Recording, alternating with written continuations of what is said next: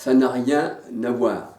Le vrai fondement, la vraie Église a débuté à Jérusalem. Galates 1, verset 1 à 8.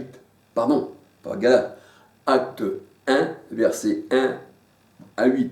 Et on voit, si on lit un peu plus loin dans Galates 1, 2, que à la Pentecôte, ils étaient tous dans le même lieu. Ne vous éloignez pas de Jérusalem, vous recevrez une puissance, celle de l'Esprit Saint, et vous serez mes témoins.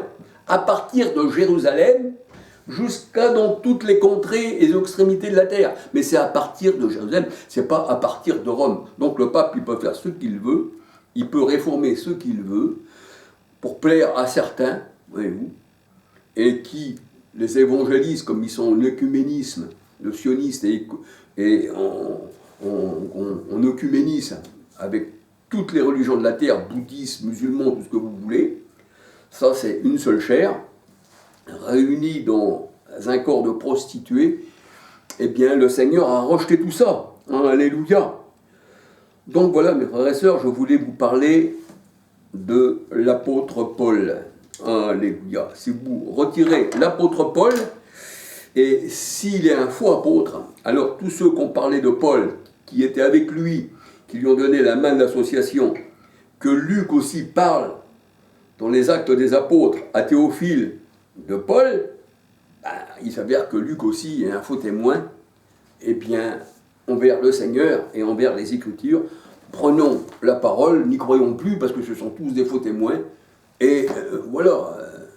Mais ça arrange l'ennemi. Alléluia.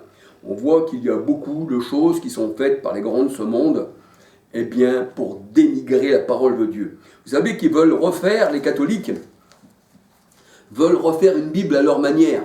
J'ai vu ça l'autre jour sur les réseaux sociaux. Je ne suis pas toujours pour les réseaux, parce que vous savez, sur les réseaux, on peut dire n'importe quoi. Ne croyez pas que je crois tout.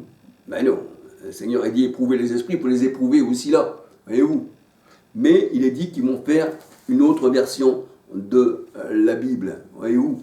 Ils mettent la main sur les Saintes Écritures et ils en tordent le sens. Mais le Seigneur nous a donné un esprit pour qu'on comprenne sa parole. Eh bien, mes frères et sœurs, que le Seigneur vous bénisse, que le Seigneur vous garde. Je dis un petit bonjour à tout le monde, hein, je ne veux oublier personne.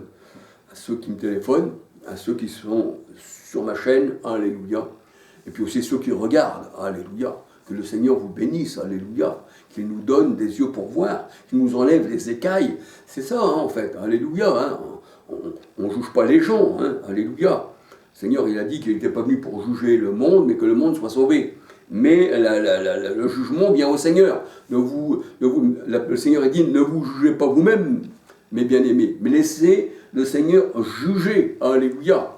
Mais aussi on peut juger, parce que la parole de Dieu nous dit aussi, pour les choses spirituelles, l'homme de Dieu juge de tout et il n'est jugé par personne. Alléluia. Mais le jugement de Dieu, qui donnera à chacun selon ses œuvres, revient au Seigneur. Yeshua, Messia, soyez bénis, que le Seigneur vous garde abondamment. Alléluia.